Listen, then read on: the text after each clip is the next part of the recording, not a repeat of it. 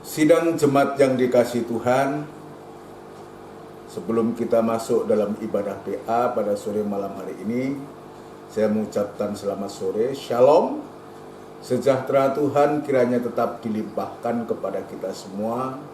Dan sebelum kita masuk dalam ibadah, kita akan tundukkan kepala sejenak untuk kita menyerahkan ibadah ini kepada Tuhan.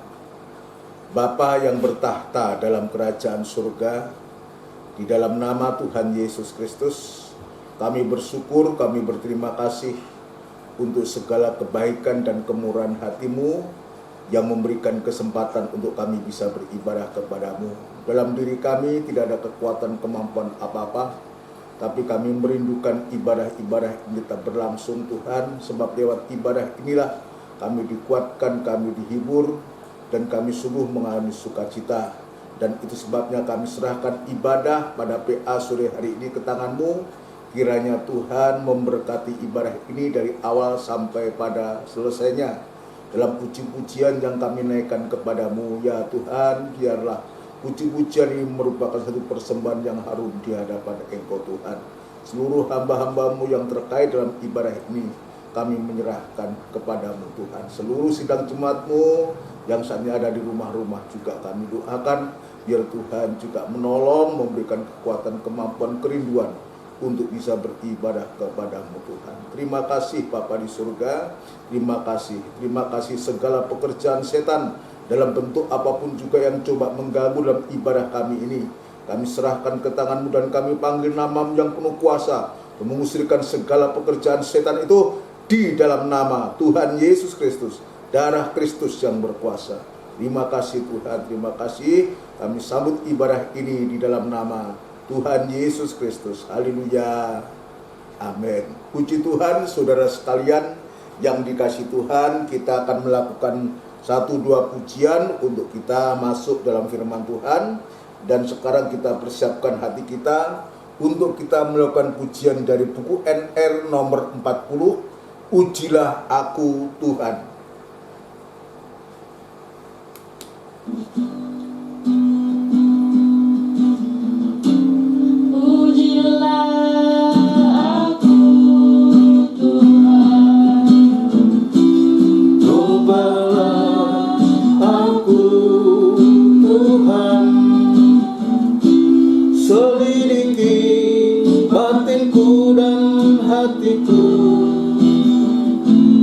Mataku tertuju padamu, aku cinta padamu Tuhan. Aku rindu hadirat-Mu Tuhan. Aku ingin selalu dekat padamu, menikmati kehadiran-Mu. Ku nyanyi hosana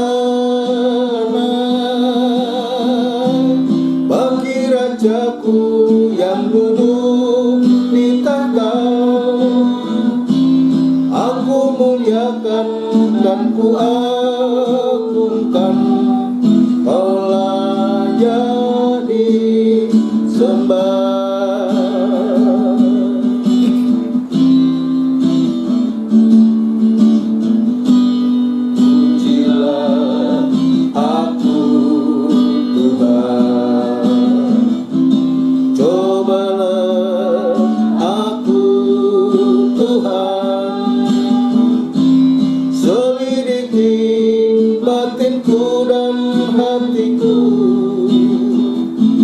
Mataku tertuju padamu, aku cinta padamu Tuhan. Aku rindu hadirat-Mu Tuhan. Aku ingin selalu dekat padamu, menikmati kehadiran-Mu. Ku nyanyi hosana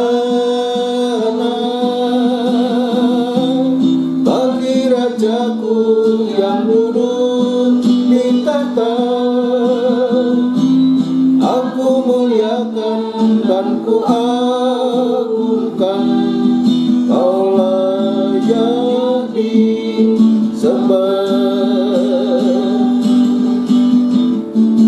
Ku nyanyi hosana bagi Rajaku yang duduk di tahta. Aku muliakan dan ku agungkan, Kau layak disembah.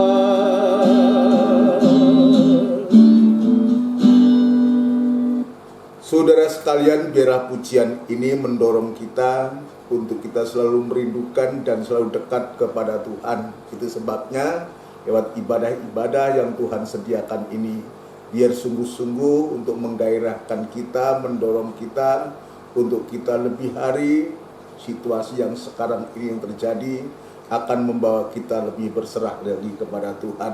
Biar kita serahkan ya segala kekhawatiran, ketakutan kita, saudara sekalian, dan segala kecemasan kita kepada Tuhan, dan biarlah Tuhan akan memberikan pertolongan apa-apa yang sedang kita hadapi. Kita punya beban, punya masalah, punya persoalan, biar Tuhan jua yang akan menyelesaikan masalah dan persoalan kita. Kita akan masuk dalam firman Tuhan, saudara sekalian. Kita akan melakukan pujian dari buku NR juga, saudara, dari buku NR nomor 104. Nomor 104, ketika aku berbeban berat. Haleluya.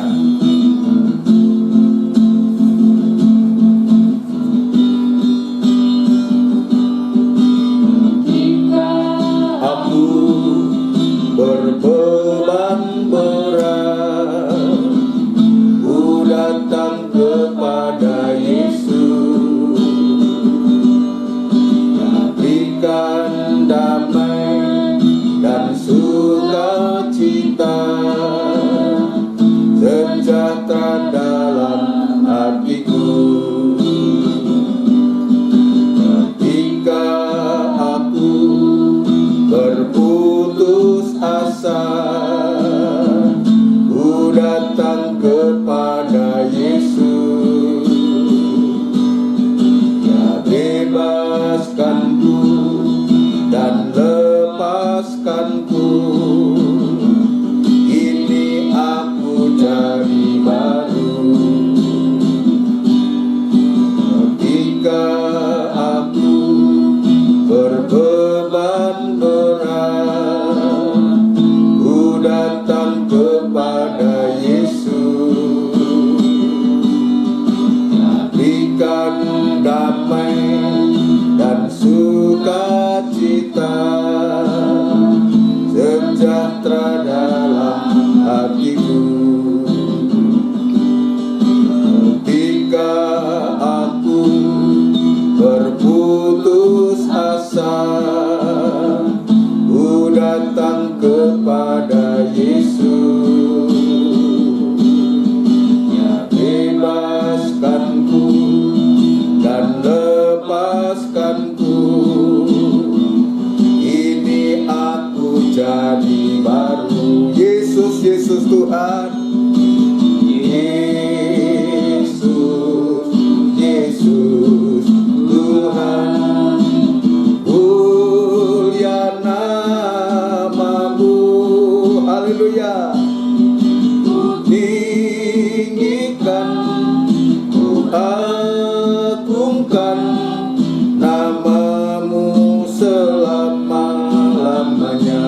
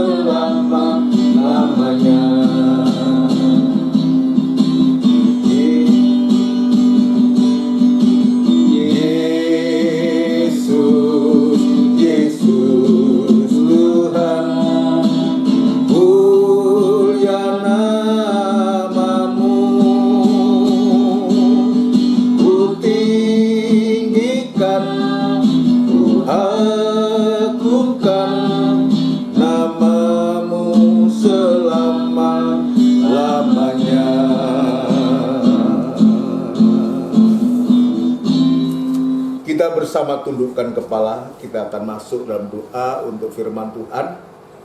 Biar kita serahkan segala beban berat, ya, untuk supaya Tuhan memberikan suatu kelegaan kepada kita semua. Benar Tuhan, kami datang kepadamu dengan segala beban, dengan segala masalah dan persoalan kami. Tapi kami percaya Tuhan bahwa firman-Mu sanggup untuk memberikan pertolongan yang ajaib kepada kami. Dan itu sebabnya Tuhan, berfirmanlah kepada kami dan kami siap untuk mendengarkan firman-Mu. Tuhan, sucikan hati kami, pikiran dan pandangan hati kami, untuk supaya firman-Mu boleh mendapatkan tempat yang terutama dalam hati kami. Dan Tuhan bekerja dan hati kami mengubahkan kehidupan kami, sehingga beban kami yang berat, masalah persoalan kami, betul-betul dijamah oleh Tuhan, dan kami mengalami sukacita yang dari Engkau. Urapi firman-Mu dan urapi kami sekalian dalam pengurapan daripada Engkau sendiri Tuhan. Terima kasih Bapa di surga, terima kasih berdoa untuk gereja-gereja-Mu yang lain yang saat ini bersamaan beribadah semacam di tempat ini. Biar Tuhan juga memberkati seperti Engkau memberkati kami di sini. Memakai para hamba-hamba-Mu semua, para gembala dimanapun juga berada Tuhan. Juga pengurapan yang sama, yang kuat, yang dari surga nyata atas setiap gembala-gembala hamba-hamba Tuhan, untuk mampu menyampaikan firman-Mu dengan benar Tuhan. Terima kasih Bapa di surga, terima kasih, demikian pula hamba tetap berserah diri kepadamu. Biar kemurahan dan belas kasihan-Mu tetap Tuhan nyatakan kepada hamba untuk mampu menyampaikan firman-Mu dengan benar dan murni, sehingga firman Tuhan ini sungguh nyata dalam kehidupan kami, dan sekaligus firman Allah ini menjadi jawaban dari setiap masalah persoalan yang sedang kami hadapi. Terima kasih Tuhan kepada seluruh sidang jemaat-Mu yang saat ini berada di rumah mereka masing-masing, sedang beribadah bersama-sama kami. Ya Tuhan, Engkau juga menolong, Engkau juga memberkati, dudukkan dengan baik, dengan tenang, untuk selalu merindukan perkataan-Mu Tuhan. Terima kasih Bapa di surga, terima kasih. Inilah seru doa permohonan kami yang jauh dari sempurna, dan kami alaskan di dalam nama Tuhan Yesus Kristus. Haleluya. Amin. Puji Tuhan, saudara sekalian yang dikasihi Tuhan. Sebelum lanjut dalam pemberitaan firman Tuhan, sekali lagi saya mengucapkan selamat sore, shalom, sejahtera Tuhan kiranya tetap dilimpahkan kepada kita semua. Kita bersyukur, kita berterima kasih, ya, oleh kemurahan Tuhan kita masih diberikan kekuatan, kesehatan, terutama masih diberikan kesempatan untuk kita bisa beribadah. Dan ibadah PA yang nanti akan disertai dengan perjamuan suci, bagi yang ingin menggunakan bisa dipersiapkan segala sesuatunya untuk kita bisa bersama-sama mengangkat tubuh dan darahnya Tuhan di akhir dari ibadah nanti setelah firman Tuhan. Inilah yang bisa saya sampaikan. Biarlah saudara sekalian juga sungguh-sungguh bisa menggunakan waktu ini dengan tepat, dengan baik, untuk kita bisa membaca bersama-sama, bisa mendengarkan firman Allah untuk kita semua. Kita sedang membahas tentang karya penciptaan Allah, saudaraku, atas bumi yang pertama ini, saudaraku. Bagaimana Tuhan ini menciptakan langit dan bumi. Ya, bumi belum berbentuk, kosong dan gelap gulita, tapi sungguh Tuhan itu luar biasa, ingin membentuk bumi yang belum berbentuk, ingin mengisi bumi yang kosong, dan ingin menerangi, ya, bumi yang sedang gelap ini di hari-hari ini. Ini menunjuk kepada keadaan, menunjuk kepada kehidupan manusia. Tetapi Tuhan itu begitu baik terhadap kita, saudara sekalian. Dia dalam pembentukan ini, saudaraku, dalam pembentukan bumi ini, sasaran utama, sasaran kuasa, pekerjaan kuasa penciptaan bumi ini, jelas kita sudah menerima, sudah mendengar yang lalu, baik dalam ibadah sebelumnya ini, saudaraku, baik minggu mau PA atau doa penyembahan, dan sekarang kembali kepada PA kembali, saudaraku, dan ibadah minggu terutama. Bagaimana sasaran utama atas penciptaan bumi ini adalah manusia, nikah, bahkan ibadah dan pelayanan dari kehidupan kita. Jadi sesungguhnya saudara sekalian, Tuhan menciptakan bumi dan segala isinya nanti akan kita periksa ini, yang ditujukan terutama adalah kepada manusia. Ya, untuk supaya manusia ini bisa juga akhirnya menikmati karya besar daripada Allah, karya penciptaan Allah untuk kebutuhan manusia di bumi yang sudah diciptakan oleh Tuhan menurut gambar dan teladannya. Dan itu sebabnya saudara sekalian, saya sudah menjelaskan tentang ya, bumi yang porak-poranda ini adalah kehidupan yang hancur, saudaraku. Kehidupan yang hancur, kehidupan yang tanpa masa depan, saudaraku. Kehidupan yang porak-poranda, tidak berbentuk, tetapi Tuhan ingin membentuk kehidupan kita, kehidupan nikah, rumah tangga kita, bahkan ibadah pelayanan kita yang seringkali kita tidak, tanpa kita sadari, ibadah dan pelayanan kita juga demikian. Asal kita beribadah, asal kita melayani, tapi Tuhan ingin supaya kehidupan kita sampai ibadah kita ini, ya, untuk supaya kegiatan yang berkaitan dengan ibadah pelayanan ini sungguh-sungguh mempunyai bentuk, dan bentuk yang Tuhan pilih untuk supaya ibadah itu benar, suci dan sempurna akhirnya, yaitu bentuk kerajaan surga. Ini pilihan yang Tuhan pilihkan kepada kita untuk supaya ibadah pelayanan kita, nikah rumah tangga kita itu berpolakan tabernakel atau berpolakan kerajaan surga. Saya sedang menjelaskan tentang tujuan akhir dari pembentukan bumi ini adalah kita sebagai anak-anak Tuhan. Sebab tadi saya mengatakan yang menjadi sasaran adalah manusia, nikah manusia, ibadah pelayanan ini untuk supaya sungguh-sungguh kehidupan kita yang sudah dibentuk ini, kehidupan kita sebagai anak-anak Tuhan, sebagai gereja Tuhan, sebagai tubuh Kristus ini, ya, sampai sewaktu-waktu menjadi serupa, sekualitas dengan teladan firman Tuhan. Kita sudah memeriksa dalam Kejadian pasal yang pertama ayat yang ke-26 bagaimana Tuhan menciptakan manusia ini menurut gambar dan teladannya Allah untuk berkuasa atas ikan-ikan di laut, burung-burung di udara, dan binatang-binatang yang melata yang ada di bumi. Dan ini sungguh begitu luar biasa yang sudah kita periksa di hari-hari ini. Ya, tadinya kita hanya berkuasa kepada binatang-binatang secara fisik, yang di laut adalah ikan, yang di udara adalah burung, yang di darat adalah binatang-binatang yang melata yang ada, Tetapi ternyata binatang-binatang yang juga adalah ciptaan Tuhan ini, saudara sekalian, sudah diperalat oleh setan. Dan prakteknya untuk sekarang bahwa binatang-binatang yang disebutkan Tuhan ini sudah menjadi buas, ya, sudah menjadi buas yang juga akan merongrong manusia, kehidupan manusia, ya, bahkan merongrong gereja Tuhan, anak-anak Tuhan, bahkan tubuh Kristus. Dan untuk itu, tetapi kitab Kejadian pasal yang pertama itu, jelas mengatakan binatang-binatang itu juga diciptakan oleh Tuhan untuk supaya kita manusia yang diciptakan gambar dan teladannya Allah ini berkuasa. Artinya kita harus menang atas binatang-binatang, bisa menguasai, bisa mengatur. Ya, sekalipun sekarang dalam bentuknya binatang buas itu, yang keluar dari dalam laut itulah antikris, sekalian.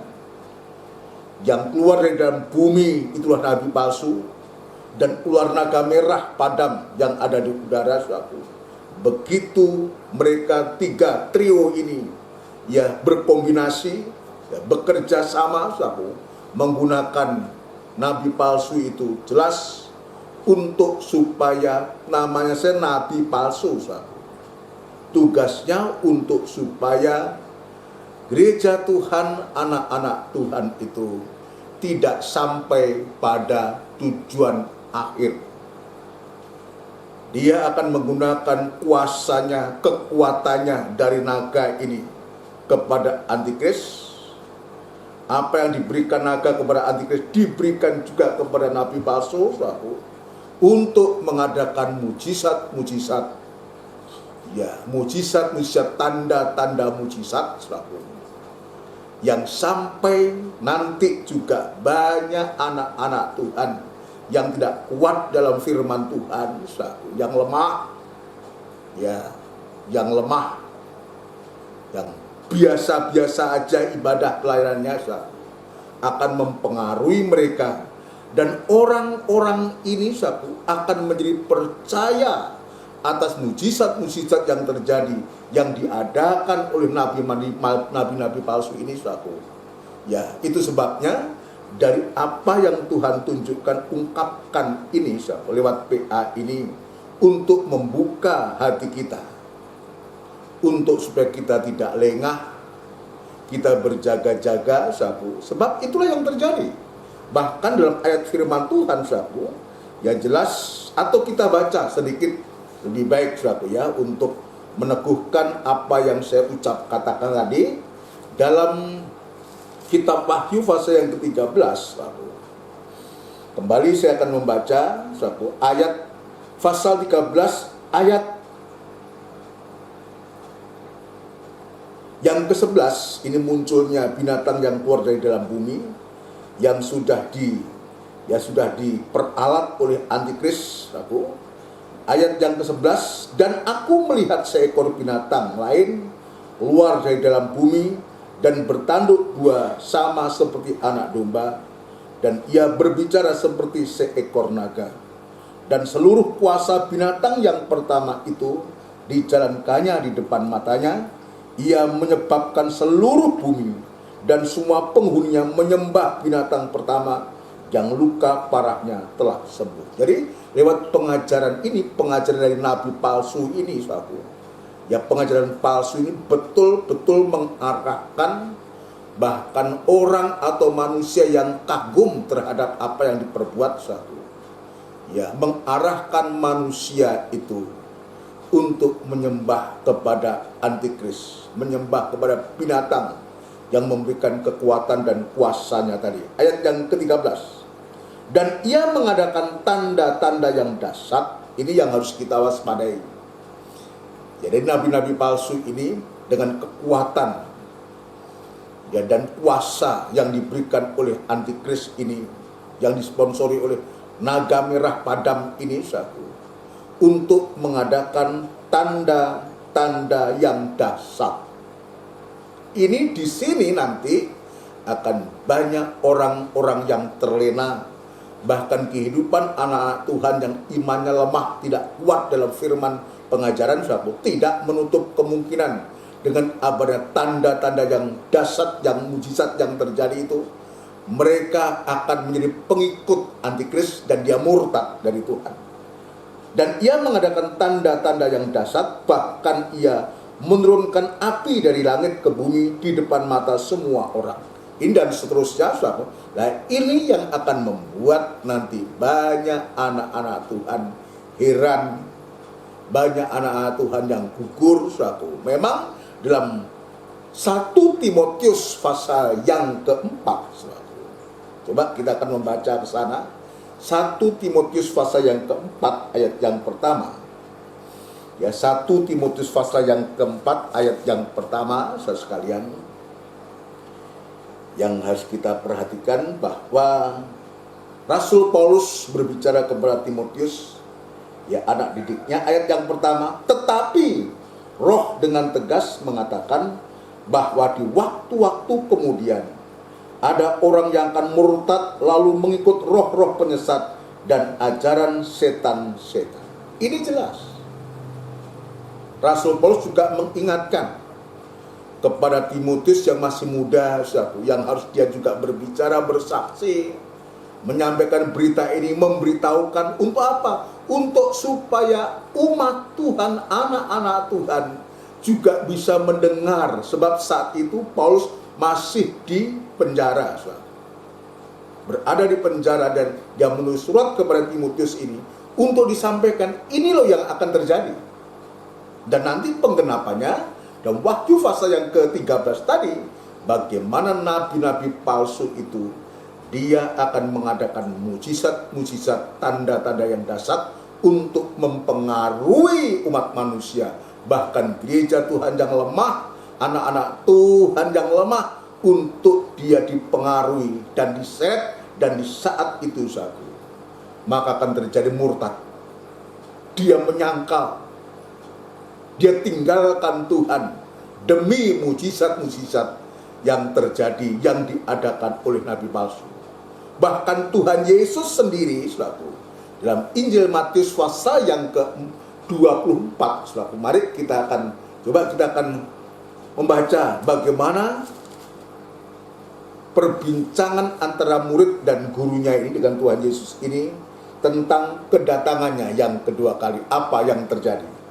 Ini mengingatkan kita untuk supaya di masa-masa sulit sekarang ini untuk kita tidak terkecoh, untuk kita waspada, untuk kita berjaga-jaga sekalian, untuk supaya sungguh-sungguh kehidupan kita nanti menjadi kehidupan yang kuat ketika kita harus berhadapan dengan binatang yang keluar dari air, dari laut itu antikris, dan yang keluar dari dalam bumi itu nabi palsu, untuk kita diberikan kekuatan, untuk kita berkuasa, artinya kita menang atas daging itu.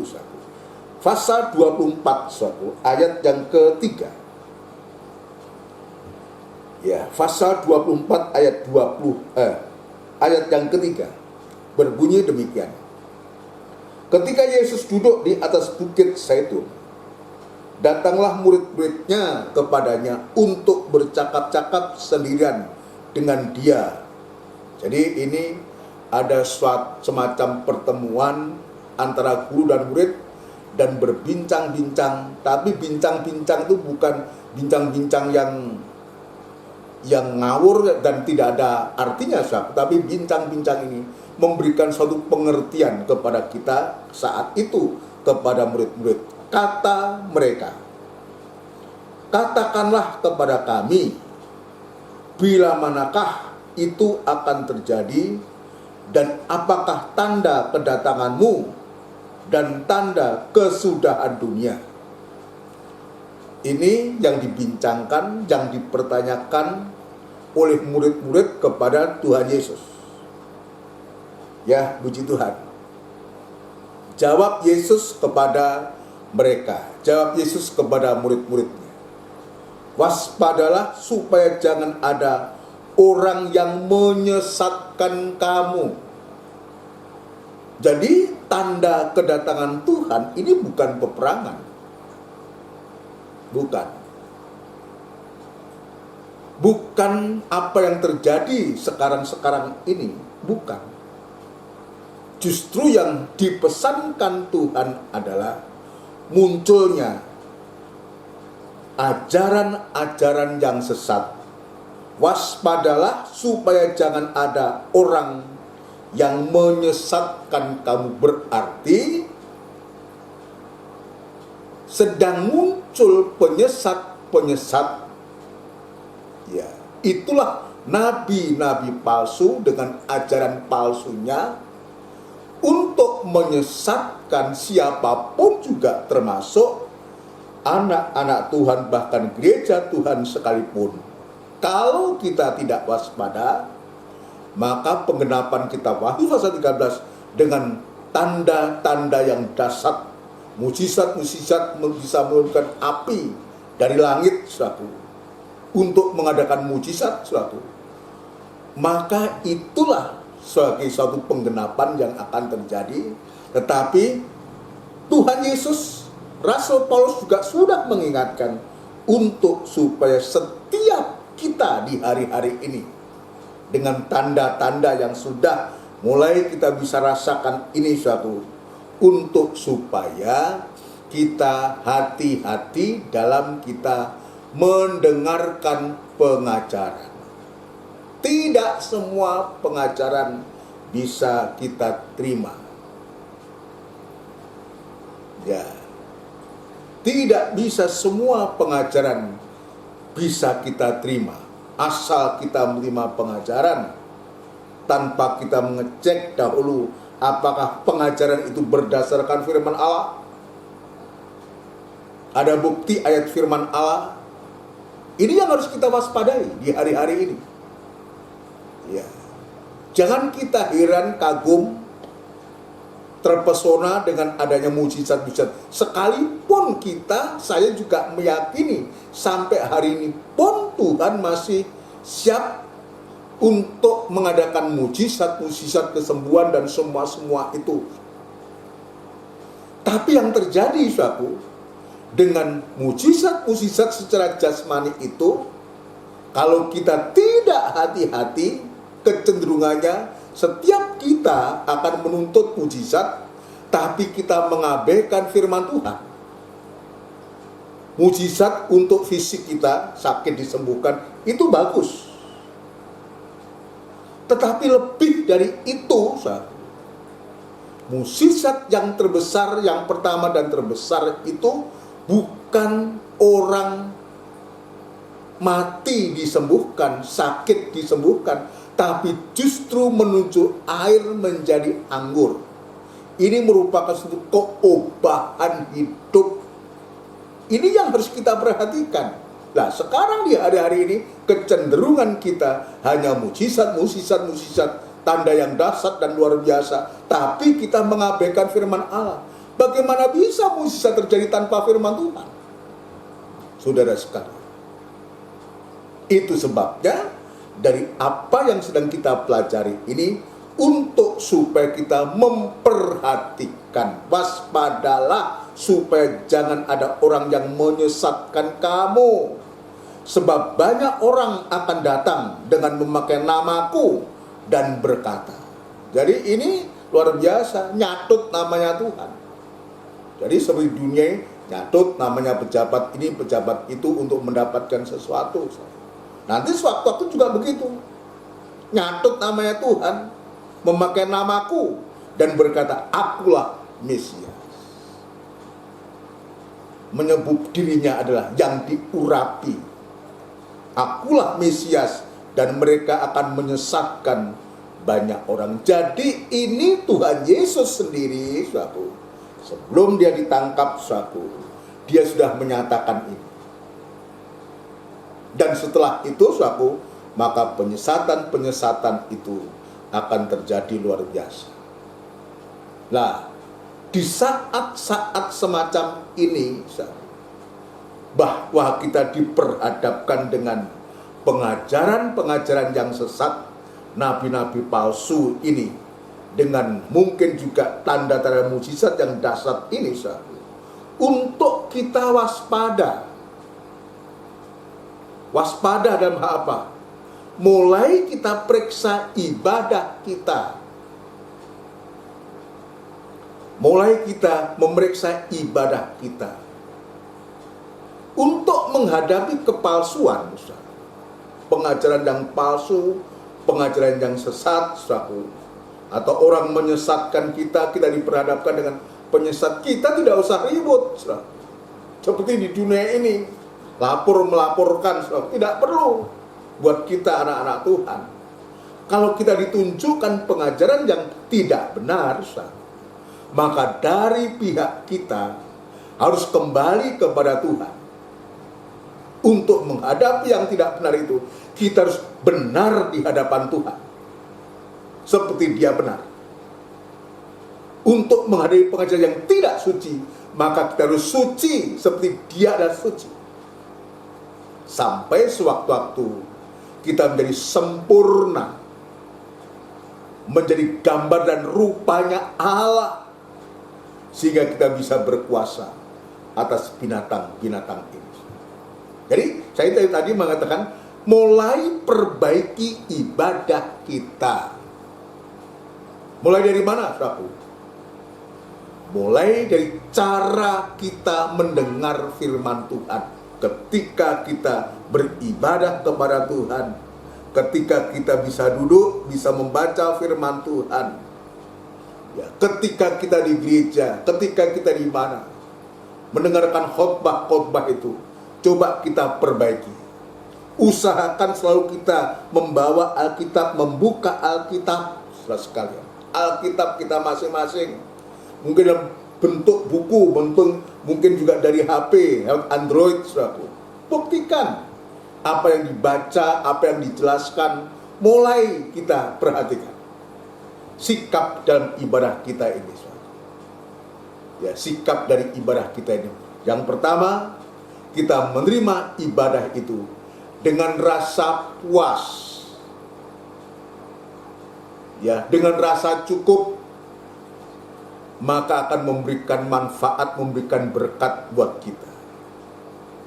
Ibadah yang disertai dengan rasa cukup, rasa puas itu akan besar manfaatnya untuk kita.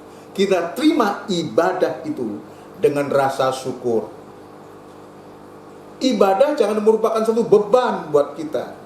Seringkali jadi satu beban. Koreksi buat saya. Pelayanan juga begitu. Pelayanan menjadi satu beban buat kita yang memberatkan begitu. Jadi ini menjadi koreksi buatku. Tapi pelayanan, ibadah dan pelayanan ini, bila ini merupakan satu kerinduan kita untuk kita selalu bisa mengucapkan syukur dan terima kasih kepada Tuhan. 1 Timotius pasal yang ke-6, ayat yang ke-6, di sana disebutkan ibadah yang disertai dengan rasa syukur itu ya besar manfaatnya, besar manfaatnya. 1 Timotius pasal yang ke-6 ayat yang ke-6, saudara sekalian, saya bacakan.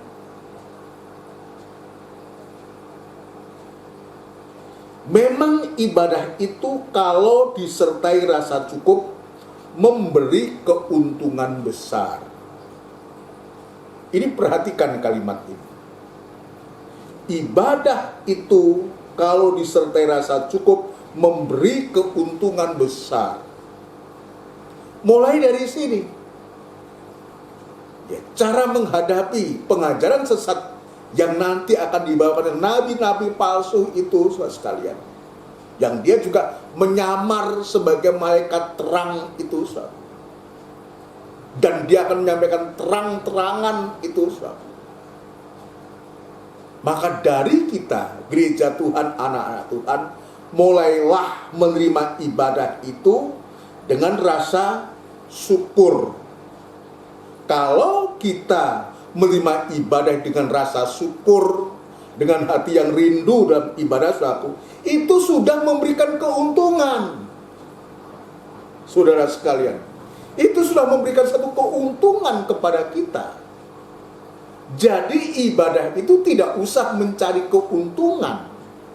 Coba ayat yang kelima, ya. Ayat yang kelima. Nanti bisa dibaca selanjutnya. Ayat 5b. Ya. Atau ayat 5. Percekcokan antara orang-orang yang tidak lagi berpikiran sehat dan yang kehilangan kebenaran. Yang mengira, ini adalah orang-orang ibadah ini, yang mengira ibadah itu adalah suatu sumber keuntungan. Ini harus dirubah. Tidak usah kita menjadikan ibadah sumber keuntungan buat kita. Tetapi kalau ibadah itu disertai dengan rasa cukup, rasa syukur, rasa puas, itu sudah memberikan keuntungan yang besar buat kita. Injil Matius mengatakan, carilah kerajaan Allah serta kebenarannya, maka sekaliannya akan ditambahkan kepadamu. 1 Timotius pasal yang keempat dia juga sebutkan, ibadah itu berguna dalam segala hal. Dikatakan, ya, latihan badani terbatas gunanya. 1 Timotius pasal 4 ayat 8, latihan badani terbatas gunanya, tetapi ibadah itu berguna dalam segala hal karena mengandung janji. Jadi dalam ibadah itu jelas mengandung janji. Kalau ibadah itu disertai dengan rasa cukup, rasa puas, rasa terima kasih, rasa syukur, maka kita tidak rugi, tidak menjadi sia-sia. Kita berarti sudah menggunakan waktu Karena apa? Karena dalam ibadah itu mengandung janji baik untuk hidup ini maupun untuk hidup yang akan datang. Jadi kehidupan kita sepenuh sudah ditanggung oleh Tuhan, baik untuk kehidupan sekarang ini yang sedang kita jalani, yang katanya orang ini masa sulit, masa susah, masa pandemi. Tapi yakinlah kalau kita sungguh-sungguh beribadah kepada Tuhan, kita terima ibadah itu bukan dengan ngeresulo, saudaraku, bukan dengan bersungut-sungut, tapi kita terima dengan rasa ucapan syukur, dengan rasa puas, saudaraku. Maka di situ akan memberikan keuntungan besar. Janji sekarang ini maupun janji yang akan datang. Ketika kemarin saya sudah menyampaikan yang akan datang itu apa? Yaitu yang belum kita jalani. Contohnya, ketika kita beribadah sungguh-sungguh, saudaraku, ibadah kita memenuhi ukuran Tuhan, ketika munculnya nabi palsu, antikris, dan setan itu, dia berkuasa, saudaraku, di bumi ini. Maka kehidupan kita sudah dipersiapkan oleh Tuhan untuk kita disingkirkan, dijauhkan dari mata ular itu. Ular tidak bisa menjangkau kehidupan anak-anak Tuhan itu. Sampai Yesus datang yang kedua kali untuk mengangkat kita yang masih hidup, gereja Tuhan yang masih hidup, tubuh Kristus yang masih hidup, mempelai wanita Tuhan yang masih hidup, yang disingkirkan itu. Sambil menunggu masa 3,5 tahun itu, Tuhan datang membangkitkan orang-orang yang mati dalam Tuhan. Dan antara orang yang hidup dan yang mati ini akan bertemu untuk kita diangkat oleh Tuhan. Masuk zaman 1000 tahun sampai kerajaan kekal, kota Yerusalem yang baru yang turun dari surga. Itu sebabnya mulai kita terima ini dengan rasa syukur, ibadah dan pelayanan ini. Ya, yang kedua, yang tidak kalah pentingnya buat kita dalam ibadah kita ini untuk menghadapi pengajaran-pengajaran yang tidak sehat ini. Yang kedua adalah bagaimana ketika ibadah itu, cara kita mendengarkan firman Allah itu sangat menentukan. Itu koreksi buatku, koreksi buat kita semua. Ya, koreksi buat kita semua, khususnya kepadaku, karena biasa menyampaikan firman Allah sehingga mengabaikan orang lain ketika mereka dipakai Tuhan untuk menyampaikan firman Allah. Ini koreksi, ini templaan buatku, buat kita semua, untuk supaya kita mendengarkan firman Allah dengan benar, dengan rasa hormat. Hati ini, saudaraku, merindukan firman Tuhan. Cara kita mendengar firman Tuhan. Lukas pasal yang ke-8, saudaraku.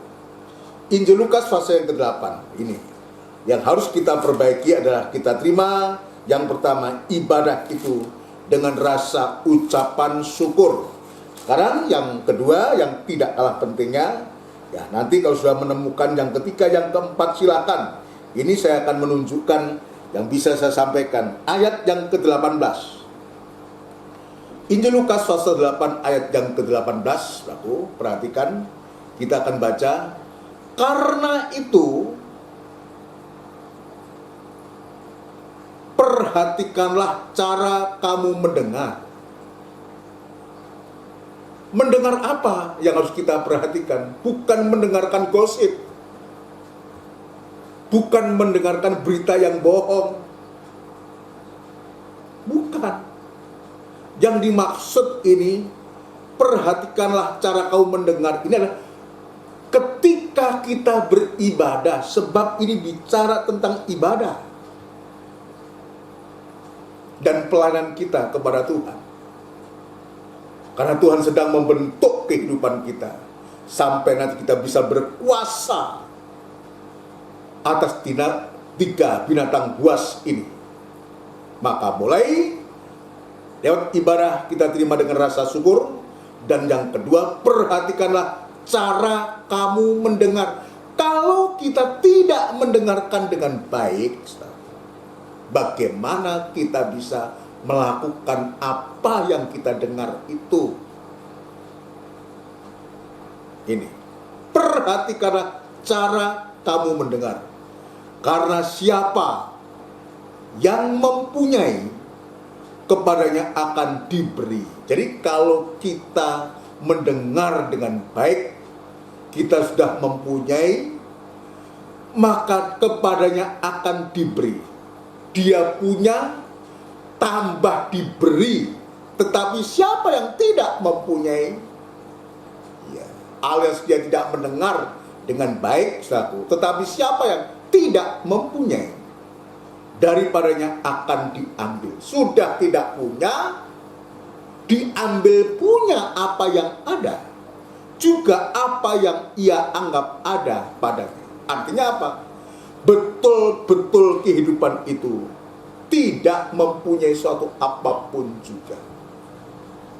Sebab yang dia punya pun, yang dianggap merasa ada pun, diambil. Sampai kita kosong, tidak mempunyai apa-apa. Lalu bagaimana kehidupan yang semacam itu harus menghadapi?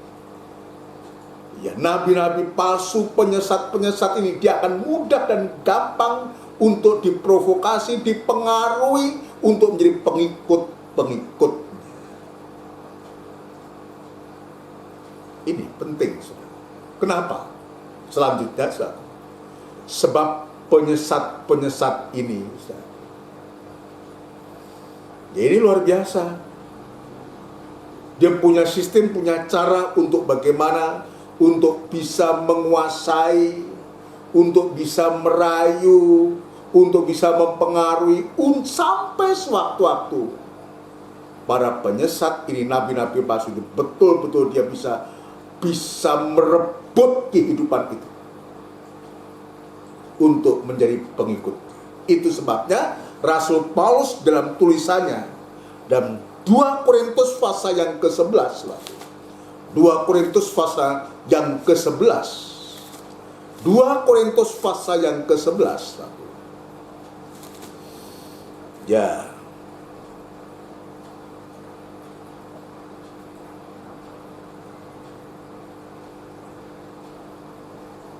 ayat yang ke-12 kita akan membaca sampai dengan ayat yang ke-15. Ayat 12. Tetapi apa yang kulakukan akan tetap kulakukan untuk mencegah mereka yang mencari kesempatan guna menyatakan bahwa mereka sama dengan kami dalam hal yang dapat dimegahkan. Ini betul-betul munculnya nabi-nabi palsu, pengajar-pengajar yang tidak benar. Perhatikan, sebab orang-orang itu adalah rasul-rasul palsu. Itu sebabnya Tuhan Yesus tadi mengatakan, waspadalah, akan ada orang yang akan menyesatkan kamu.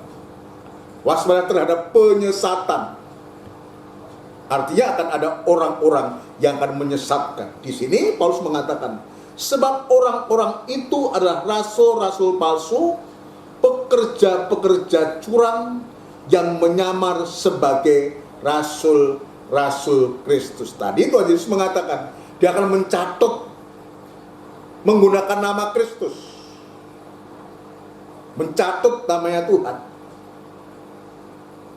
Dia menyamar sebagai rasul-rasul Kristus. Hal itu tidak usah mengherankan, sebab iblis pun menyamar sebagai malaikat terang. Lain mindo-mindo. Ya, dalam Injil Matius, ya, yang nampak kasat mata wujudnya domba, tapi hatinya itu penuh dengan kebuasan, dengan kejahatan. Perhatikan, hal itu tidak usah mengherankan, sebab iblis pun menyamar sebagai malaikat terang. Jadi bukanlah suatu hal yang ganjil jika pelayan-pelayannya menyamar sebagai pelayan-pelayan kebenaran, kesudahan mereka akan setimpal dengan perbuatan mereka. Tahu siapa akibat dari perbuatannya ini? Nanti mereka akan dilemparkan ke lautan api belerang-belerang bernyala-nyala. Dalam kitab Wahyu pasal 21. Akan dilemparkan di tempat setan, nabi palsu, dan antikris itu berarti dilemparkan di sana. Tetapi memang karena dia tujuannya untuk menyesatkan, dia tidak memperdulikan itu. Yang penting bagaimana dia bisa menyesatkan orang sebanyak-banyaknya, mencari konco, mencari bolo untuk dihukum bersama-sama kekal untuk selama-lamanya. Nah, itu sebabnya kepada kita apa yang diungkapkan oleh Tuhan Yesus, diungkapkan oleh Rasul Paulus, diungkapkan oleh Rasul Yohanes saat di Pulau Patmos, biar membuka mata hati kita. Inilah yang sedang kita hadapi. Penyamaran-penyamaran ini, mendo-mendo, dia menjelma. Coba Injil Matius pasal yang keberapa itu? Injil Matius pasal yang ke-7 kalau tidak salah.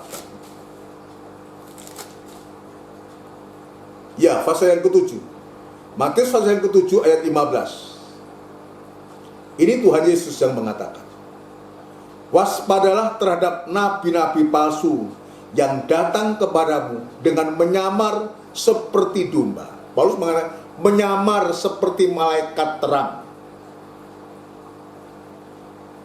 Ya. Waspada terhadap nabi-nabi palsu yang datang kepadamu dengan menyamar seperti domba, tetapi sesungguhnya mereka adalah serigala yang buas. Serigala yang buas, yang ganas. Nabi palsu ini ganas, tapi dia menyamar seperti domba. Tapi yang sesungguhnya hatinya penuh dengan kejahatan. Hati serigala yang buas, membunuh, menerkam, dan membunuh, memporak-porandakan, menghancurkan. Sementara rencana Tuhan ingin membentuk, ingin menyatukan. Tapi nabi palsu dengan ajarannya justru ingin mencerai mereka. Dia meninggalkan domba-domba. Itu sebabnya, sahabat, sekali lagi di hari-hari ini, biar kita terima ibadah ini, sistem penggembalaan ini, sahabat, kita terima dengan rasa ucapan syukur. Lalu kita perhatikan pengajaran firman Allah yang tertulis dalam Alkitab ini, jadi dasar kepada kita untuk juga tidak pentingnya cara untuk kita memperhatikan firman Allah. Jadi kesimpulannya adalah untuk supaya kita berkuasa atas 3 macam daging atau binatang buas ini, maka dari pihak kita, ayo kita perbaiki ibadah pelayan kita terutama. Sebab kalau ibadah pelayan kita diperbaiki, maka dampaknya kepada nikah, rumah tangga, dan kehidupan kita secara pribadi. Sampai sewaktu-waktu, yang kedua kemarin saya menyebutkan, sampai kita dipersiapkan oleh Tuhan, dibentuk oleh Tuhan, sampai kita menjadi segambar dengan Dia, sebagai gereja yang sempurna, sebagai tubuh Kristus suatu, untuk kita bisa menyambut Dia sebagai kepala yang akan memberikan pertumbuhan, yang akan menghidupi kita sampai sewaktu-waktu kita bisa tinggal bersama Tuhan untuk selama-lamanya. Puji Tuhan. Sekarang saya akan lanjut, saudaraku, saya akan lanjut bagian yang kedua. Bagian yang kedua ini, pekerjaan kuasa penciptaan atas bumi. Yang pertama ini. Yang pertama tadi, membentuk bumi yang porak-poranda. Sekarang yang kedua, mengisi bumi yang kosong. Atau lebih baik kita membaca kembali kepada Kejadian fase yang pertama, saudaraku. Saya akan menjelaskan bagian yang kedua ini. Ayat yang pertama dan kedua saja. Pada mulanya Allah menciptakan langit dan bumi. Bumi belum berbentuk. Tadi yang kita sudah dengar beberapa saat ini, satu minggu-minggu ini. Jadi bumi belum berbentuk, alias hancur, masih porak-poranda. Yang kedua, kosong. Bumi itu kosong. Dan yang ketiga, gelap gulita. Ini keadaan bumi. Saat Tuhan menciptakan langit dan bumi, bumi belum berbentuk dan kosong. Bumi kosong. Apakah benar demikian? Tuhan menciptakan bumi lalu dikosongi begitu saja? Tidak. Sebab nanti ujungnya ini semua untuk kehidupan manusia. Sementara Tuhan kita, Tuhan yang luar biasa. Ya, Tuhan yang luar biasa. Itu sebabnya Tuhan pun berupaya melihat bumi buat ciptaannya itu kosong. Maka Tuhan juga yang ingin mengisi bumi yang kosong itu. Dengan apa Tuhan mengisi bumi yang kosong itu? Dimulai dari firman Tuhan. Setiap firman Tuhan, hari pertama, hari yang kedua, sampai yang ke-6, saya memberikan contoh, saudaraku, ya. Hari yang pertama, berfirmanlah Allah, jadilah terang, lalu terang itu jadi, dan seterusnya. Jadi petang dan jadilah pagi, itulah hari pertama. Yang kedua, berfirmanlah Allah, jadilah cakrawala di tengah segala air, untuk memisahkan air dan air. Maka Allah menjadikan cakrawala, dan ia memisahkan air yang ada di bawah cakrawala itu dari air yang ada di atasnya. Dan jadilah demikian. Lalu Allah menamai cakrawala itu langit, jadilah petang dan jadilah pagi. Itulah hari kedua. Hari ketiga, hari keempat, lima, dan keenam, dan seterusnya. Sampai Sabat hari yang ketujuh, Tuhan berhenti ciptaannya itu. Jadi untuk mengisi bumi yang kosong ini, maka Allah sendiri yang menciptakan dengan dia berfirman. Itu sebabnya, bagi kita firman Allah itu hidup, kuat, dan lebih tajam dari pedang bermata dua. Dan dalam firman dan kuasa penciptaan yang begitu dahsyat untuk mengisi bumi yang kosong itu. Kita meyakini, saudara sekalian, Tuhan kita adalah Tuhan yang bertanggung jawab. Sebelum manusia itu diciptakan, Tuhan sudah menyiapkan semua sarana yang ada, yang nanti akan dibutuhkan oleh manusia itu. Yang dibutuhkan oleh manusia itu. Saya memberikan contoh. Ya, saya akan bacakan ini sebab ini PA penting suatu untuk kita masuk. Jika nanti ini tidak selesai dan tidak akan mungkin selesai suatu, sebab masih banyak hal yang harus kita bicara. Ya, kita akan baca. Kita akan baca setelah hari kelima, hari yang ke-6 Tuhan menciptakan manusia, suatu. Maka ayat yang ke-27, Kejadian pasal 1 ayat 27. Maka Allah menciptakan manusia itu menurut gambarnya. Menurut gambar Allah diciptakan dia, laki-laki dan perempuan. Diciptakannya mereka. Allah memberkati mereka.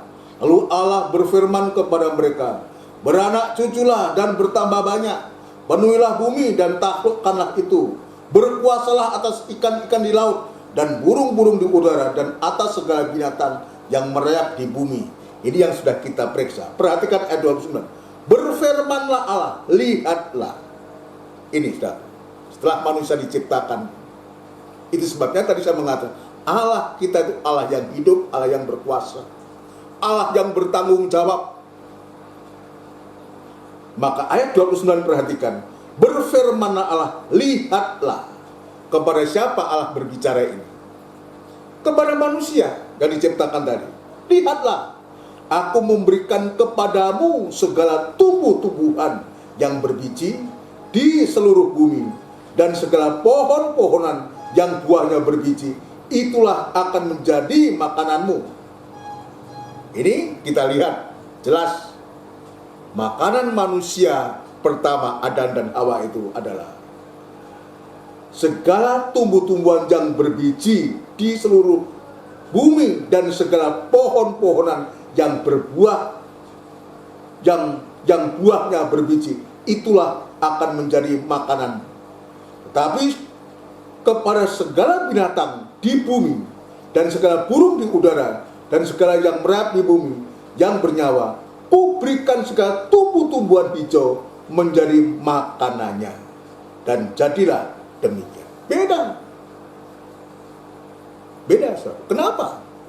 Kalau binatang itu diciptakan menurut jenisnya, tapi manusia diciptakan menurut gambar dan mukanya Allah. Jadi kemarin saya mengatakan, manusia pertama itu adalah wujud Allah yang bisa dilihat sebetulnya. Maka konsumsinya pun juga berbeda. Buah-buah yang berbiji. Tapi kepada binatang, tumbuh-tumbuhan. Tapi yang terjadi apa? Setelah manusia jatuh dalam dosa, tidak taat terhadap firman Allah, dan mengambil buah pohon pengetahuan baik dan jahat ini, suatu yang mengakibatkan manusia itu harus berdosa dan sengsara. Suatu sekarang jadi lain. Makanan manusia tidak lagi buah-buah yang berbiji, tapi rumput-rumput. Ya, ini disebutkan di sini. Semak fasa yang ketiga, kejadian fasa yang ketiga. Ya, karena juga dengan adanya manusia jatuh dalam dosa, bumi juga terkutuk. Suatu maka ayat 18, semak duri dan rumput duri yang akan dihasilkannya bagimu, dan tumbuh-tumbuhan di padang akan menjadi makananmu. Dengan berpuluh engkau akan mencari makananmu sampai engkau kembali lagi menjadi tanah, karena dari situlah engkau diambil, sebab engkau debu dan engkau akan kembali menjadi debu.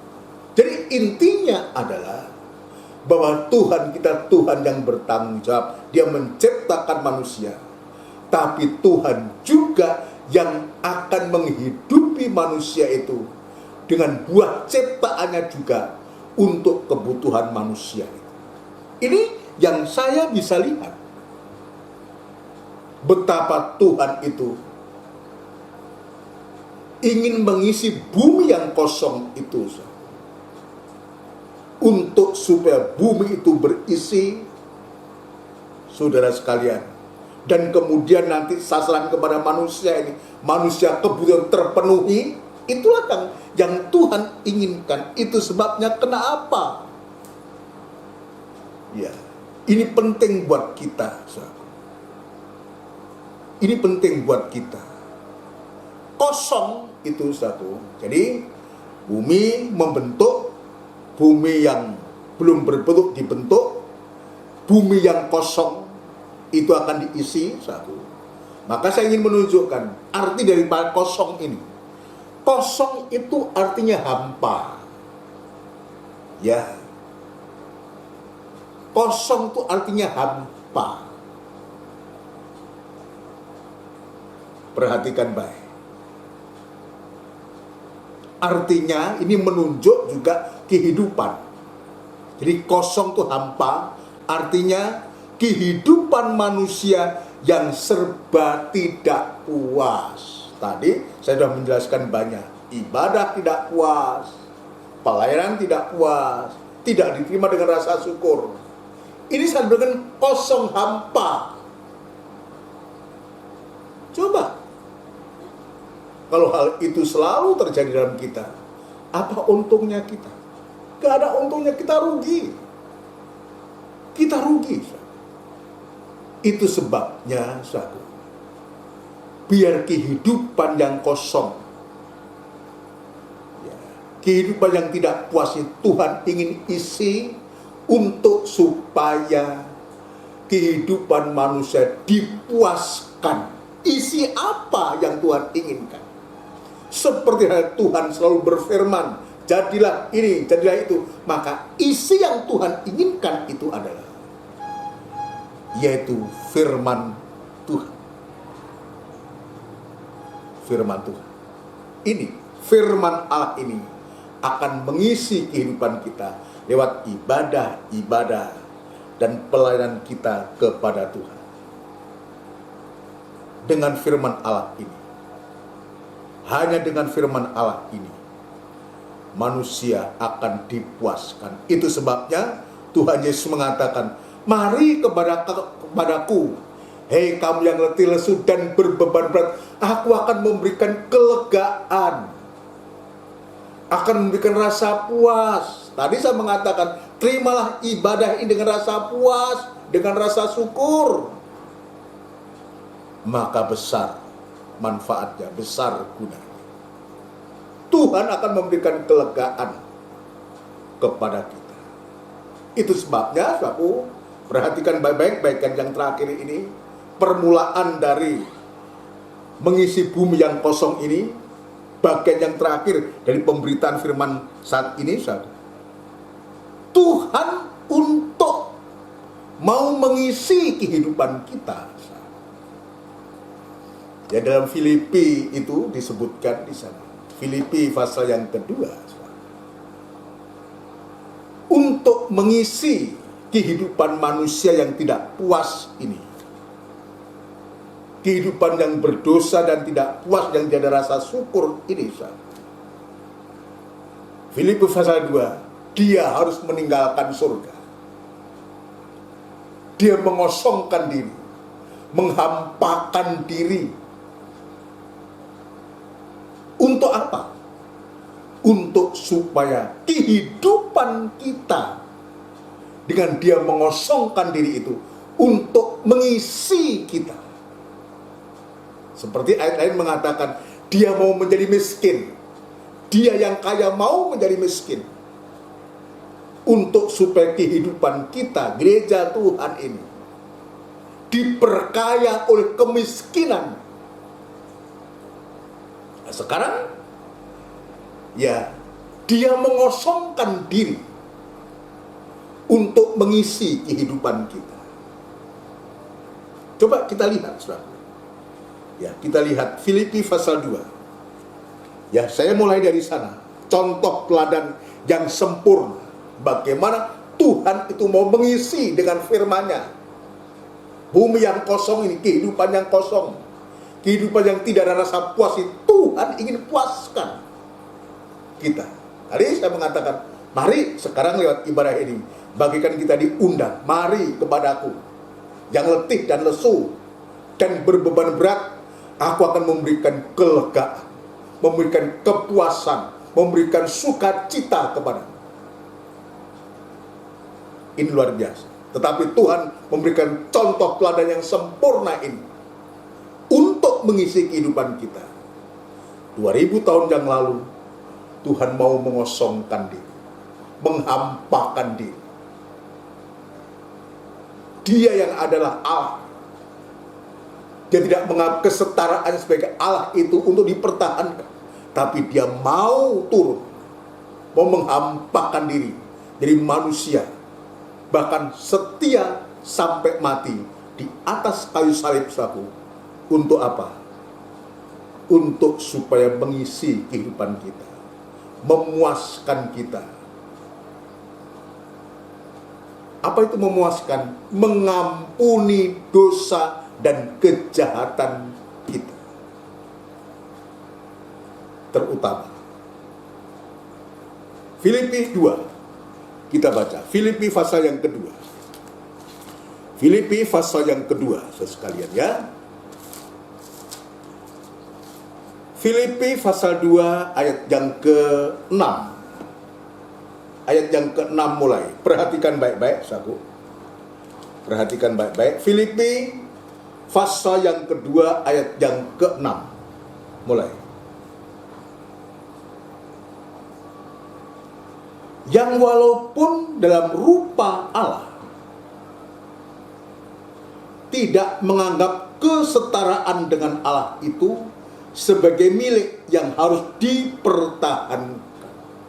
Kita lihat teladan yang sempurna ini.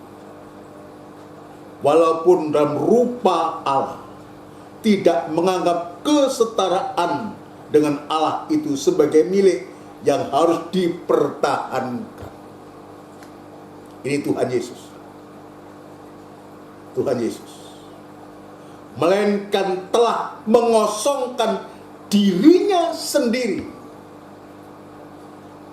Mengosongkan dirinya sendiri dan mengambil rupa seorang hamba dan menjadi sama dengan manusia. Dan dalam keadaan sebagai manusia, ia telah merendahkan dirinya dan taat sampai mati, bahkan sampai mati di kayu salib. Untuk apa? Untuk mengisi, untuk supaya manusia yang tidak ada rasa puas, manusia yang tidak ada isi, artinya manusia yang hidup dalam dosa kejahatan itu diisi oleh Tuhan, oleh kematiannya dia. Karena dia sudah mengosongkan, menghampakan diri 2000 tahun yang lalu menjadi hamba, menjadi manusia, bahkan sampai taat mati tersalib di atas Golgota. Untuk apa? Untuk memberikan kelegaan, untuk memberikan rasa puas, untuk memberikan rasa pengampunan. Ya. Kalau kita kembali dalam Efesus pasal 2, jelas ayat mengatakan, kamu sudah mati oleh karena pelanggaran, oleh karena dosa-dosamu. Jadi kehidupan yang kosong, kehidupan yang tidak puas ini, ya kehidupan yang sama juga tidak bisa diharapkan. Tidak ada masa depan. Kenapa? Karena dia selalu tidak ada rasa ucapan syukur kepada Tuhan. Tidak ada rasa ucapan syukur, tidak puas. Tapi Tuhan mau lewat ibadah PA pada sore malam hari ini. Kehidupan yang kosong, kehidupan yang tidak puas, kehidupan yang tidak ada rasa ucapan syukur ini, dengan dia mengosongkan diri itu, bahkan taat sampai mati itu, guna satu, untuk memberikan kepuasan dan damai sejahtera kepada kita. Supaya manusia itu ada pengharapan. Supaya juga manusia itu juga ada masa depan. Ada isi. Dan ini anak Tuhan tidak boleh. Ya, anak Tuhan tidak boleh. Gereja Tuhan tidak boleh kosong. Gereja Tuhan harus ada firman.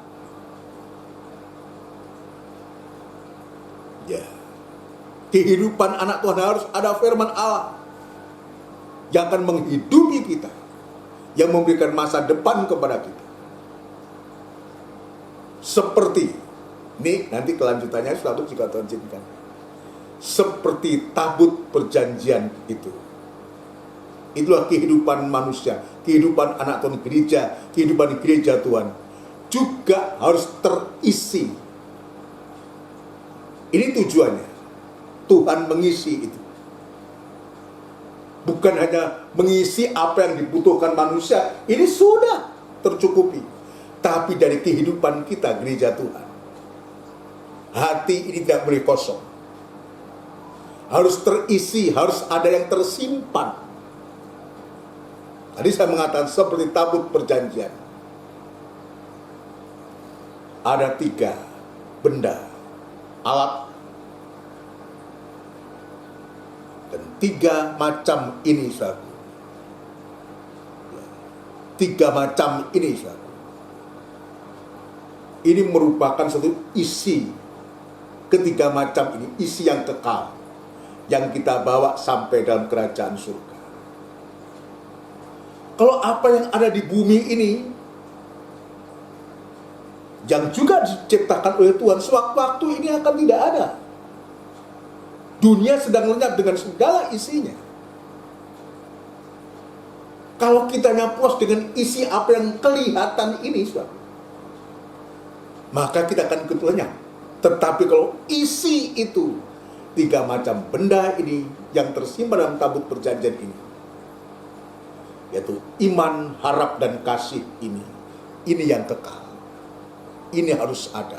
Untuk itu, saudara sekalian, kembali kepada Filipi pasal 2, dia mengosongkan dirinya, menghampakan dirinya, untuk supaya kehidupan kita yang kosong, tidak ada rasa puas ini, dipuaskan oleh Tuhan sampai sewaktu-waktu benar-benar terjadi. Gereja Tuhan itu hanya ada isi iman, pengharapan, dan kasih Allah.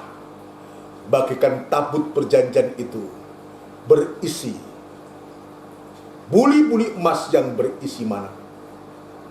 Ini iman yang permanen. Tongkat Harun yang bertunas, berbunga dan berbuahkan buah badak. Inilah pengharapan. Dan 2 loh batu, inilah kasih Allah. Ketiga ini, benda yang kekal, yang permanen, yang harus ada pada setiap kehidupan anak Tuhan. Gereja Tuhan, mempelai wanita Tuhan.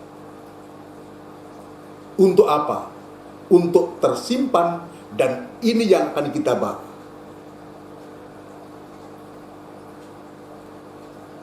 sampai kita bisa bersama-sama dengan Tuhan untuk selama-lamanya. Puji Tuhan, saudara sekalian. Kiranya ini memberkati kita. Kita ingat, dalam rupa Allah dia telah mengosongkan dirinya untuk memberikan isi, untuk supaya manusia berdosa, manusia yang najis, yang jahat ini betul-betul dipuaskan oleh kematiannya, mengalami suatu penebusan, pendamaian, sehingga manusia itu betul-betul puas dan penuh rasa ucapan syukur, bisa beribadah dengan takut dan gentar kepada Tuhan, mengerjakan keselamatan dengan takut dan gentar. Saudara sekalian, ayat yang terakhir, ayat 12 dari Filipi 2 ayat 12. Hei saudara-saudaraku yang kekasih, kamu senantiasa taat. Karena itu tetaplah kerjakan keselamatanmu dengan takut dan gentar, bukan saja seperti waktu aku masih hadir, tetapi terlebih pula sekarang waktu aku tidak hadir. Karena Allah yang mengerjakan di dalam kamu baik kemauan maupun pekerjaan menurut kerelaannya. Lakukanlah segala sesuatu dengan tidak bersungut-sungut dan berbantah-bantah, supaya kamu tiada beraib dan tiada bernoda sebagai anak-anak Allah yang tidak bercela di tengah-tengah angkatan yang bengkok hatinya dan yang sesat ini, sehingga kamu bercahaya di antara mereka seperti bintang-bintang di dunia, sambil berpegang pada firman kehidupan, agar kamu dapat bermegah pada hari Kristus, bahwa aku tidak percuma berlomba dan tidak percuma bersusah-susah. Kita lihat, akhirnya Tuhan ini menginginkan kehidupan manusia itu puas. Kita bisa bermegah, kita tidak beraib, kita tanpa cacat dan celah. Ini yang Tuhan inginkan. Itu sebabnya kenapa Dia perlu mengosongkan diri, menghampakan diri untuk memberikan isi kepada kehidupan kita. Bagikan bumi yang kosong itu Tuhan isi lewat firman Allah dengan kuasa penciptaannya. Demikian pula Tuhan Yesus kepada gerejanya di akhir zaman ini. Puji Tuhan. Kita siapkan hati kita. Di hadapan kita ada tubuh dan darahnya Kristus. Kita tidak mampu, tidak berdaya. Kita harus akui. Tapi lewat ibadah pelayanan ini yang Tuhan berikan, percayakan kepada kita, kita tetap taat dan tekun, tetap mengerjakan keselamatan dengan takut dan gentar ini. Puji Tuhan. Mari saudara sekalian kita persiapkan perjamuan suci ini. Saudara sekalian, kita akan melakukan satu pujian yang terutama dalam hidup ini. Ya, biar ini merupakan suatu pilihan. Apa sih yang utama dalam hidup ini? Dalam buku NR 48, yang terutama dalam hidup ini. Haleluya. Terutama di dalam hidup ini, meninggikan nama Yesus. Yang terutama di dalam hidup ini, memuliakan namanya. Haleluya, haleluya. Saya mau cinta Yesus. Haleluya, haleluya. Saya mau cinta Yesus. Yang terutama dalam hidup ini, yang terutama di dalam hidup ini, meninggikan nama Yesus. Yang terutama di dalam hidup ini, memuliakan namanya. Haleluya, haleluya. Saya mau cinta Yesus. Haleluya, haleluya. Saya mau cinta Yesus. Haleluya. Yang terutama di dalam hidup ini, meninggikan nama Yesus. Yang terutama di dalam hidup ini, memuliakan namanya. Kita muliakan Dia, sebab Dia sudah mengosongkan diri, menghampakan dirinya untuk supaya kita menjadi puas. Dosa, kejahatan manusia diperdamaikan, diampuni, sehingga manusia itu tidak merana lagi, tapi dipuaskan, dilegakan oleh Tuhan. Haleluya. Cinta Yesus. Sekali lagi, haleluya.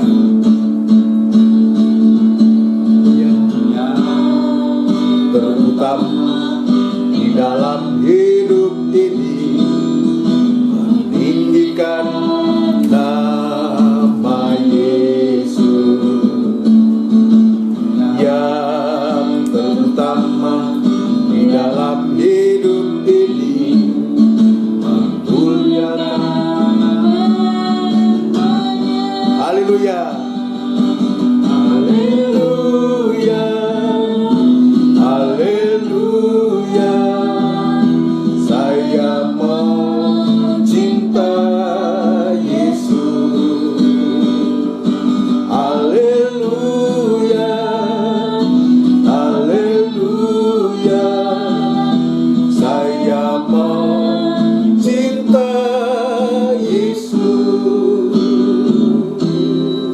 Haleluya, haleluya.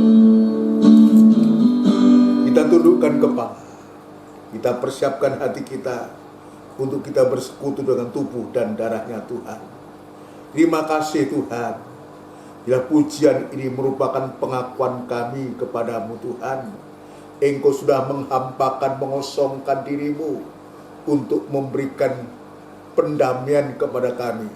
Untuk supaya kehidupan manusia dengan kuasa pendamaian, kuasa penebusan, kuasa pengampunan dari Engkau, manusia boleh dipuaskan, manusia boleh mengalami sukacita dan dilegakan oleh Tuhan sendiri.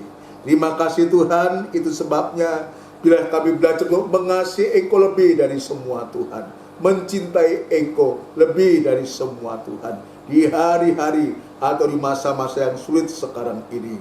Terima kasih Tuhan, kami mengakui banyak masalah dan persoalan yang membuat kami tidak puas. Tetapi pada malam hari ini Tuhan, lewat firman-Mu, Engkau sudah berkorban nyawa untuk memuaskan kehidupan kami. Di hadapan kami Tuhan, ada tubuh dan darah-Mu dalam bentuk perjamuan suci ini.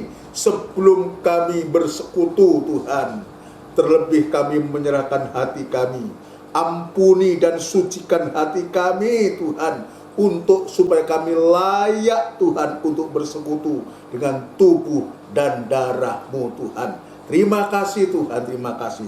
Kami sambut tubuh dan darah-Mu di dalam nama Tuhan Yesus Kristus. Haleluya. Amin. Puji Tuhan. Mari kita akan bagikan perjamuan suci ini.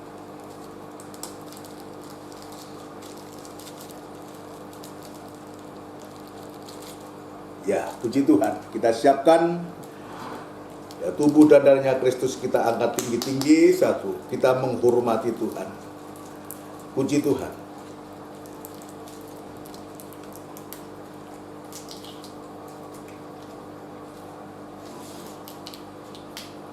Dengarkan firman Tuhan. Satu, unjukkan tubuhnya Kristus lebih tinggi dari kepala.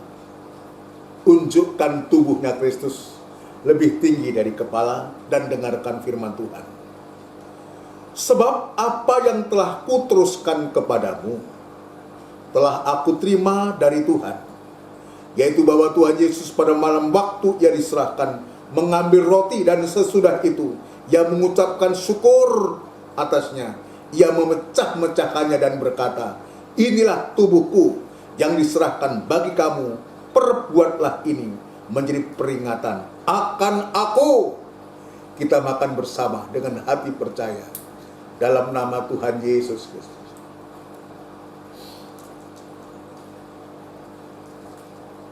Terima kasih Tuhan. Terima kasih. Tunjukkan darahnya Kristus lebih tinggi dari kepala. Taruh tangan kiri di atas dada dan dengarkan firman Tuhan. Demikian juga Ia mengambil cawan sesudah makan lalu berkata, cawan ini adalah perjanjian baru yang dimeteraikan oleh darahku. Perbuatlah ini setiap kali kamu meminumnya menjadi peringatan akan aku. Kita minum bersama dengan hati percaya dalam nama Tuhan Yesus Kristus.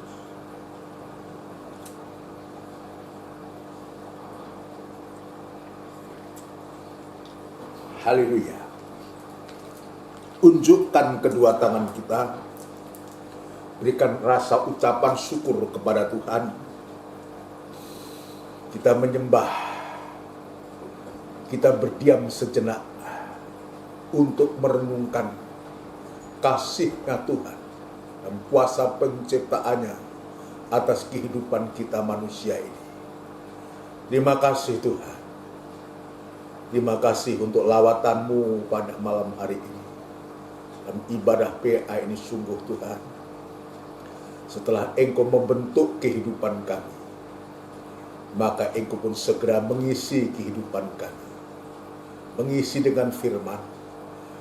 Oleh kematian-Mu, Engkau sudah memberikan contoh teladan yang sempurna. Engkau telah mengosongkan diri-Mu, menghampakan diri-Mu, untuk supaya Tuhan, Engkau mengisi kehidupan kami Tuhan, dan kami boleh mengalami kepuasan yang dari Engkau, oleh karena pengampunan, penyucian yang dari Engkau Tuhan. Lewat kuasa bilur-Mu, dengan Engkau mengosongkan diri, bahkan taat sampai mati di atas kayu salib untuk menebus dosa dan kejahatan kami Tuhan. Terima kasih Tuhan. Terima kasih untuk firman-Mu, biar firman-Mu tertanam dalam hati kami, memberkati kehidupan kami, dan menjadi berkat bagi orang lain. Terima kasih di dalam nama Tuhan Yesus Kristus. Haleluya. Amin. Puji Tuhan, saudara sekalian. Demikianlah rangkaian ibadah PA pada malam hari ini. Perlu saya menyampaikan jadwal ibadah kita. Saudara sekalian, besok kita ada ibadah doa penyembahan yang nanti akan dilanjutkan pada hari Minggu tanggal 7. Ini merupakan suatu minggu yang pertama yang nanti akan disertai dengan perjamuan suci yang dilanjutkan PA juga seperti sekarang ini dengan perjamuan suci. Ibadah-ibadah ini dimulai 5:30 tayang, 5:30 sore tepat mulai dan sampai selesai. Tetap kita berdoa dalam suasana pandemi ini, kita tetap saling mendoakan. Kita nyatakan kerinduan kita kepada Tuhan, terutama untuk firman Allah, guna untuk mengisi kehidupan kita yang kosong ini. Supaya kita mengalami suatu kepuasan dalam situasi yang susah, kalau kita dipuaskan oleh firman Allah, maka sungguh-sungguh akan luar biasa. Sebab kita ingat, manusia hidup bukan hanya dari roti saja, tapi dari setiap perkataan yang keluar dari mulutnya Allah. Jadi diisi dengan firman Allah untuk memberikan kekuatan, kemampuan untuk memuaskan kehidupan kita semua. Kita saling mendoakan satu yang lain, kita nyatakan kerinduan kita kepada Tuhan untuk ibadah-ibadah yang Tuhan sudah sediakan. Kita berdoa selalu, lalu untuk seluruh sidang jemaat saling mendoakan, dan khusus saya juga mengajak untuk kita mendoakan saudara kita yang sekarang dalam keadaan sakit. Kita doakan Pak Budiono, Koordinator Kantor Penggembalaan, Bapak Pendeta Lukas Amano yang kita juga kenal, Mas Heru, adik dari Mas Didit Eko, juga Mas Didit Eko dalam pemulihan, juga suatu Tuhan jamah, Ibu Tias Ayowela, istri dari Pak Beni, dalam kelemahan tubuh di rumah, Tuhan juga menjamah, memberikan kekuatan, terutama memberikan kekuatan hatinya untuk tetap percaya kepada Tuhan. Ini yang bisa saya sampaikan. Ya, kita juga berdoa kepada jemaat yang menghadapi masalah-masalah yang menyangkut pekerjaan, merintis pekerjaan baru, yang mencari pekerjaan, yang ada masalah persoalan dalam kehidupan nikah pribadi maupun rumah tangganya. Mari kita akan akhiri ibadah kita dengan menundukkan kepala untuk kita menerima dekat doa berkat. Bapa di surga, Engkau Allah Sang Pencipta, Engkau Allah yang Maha Tahu segala apa yang sedang kami hadapi.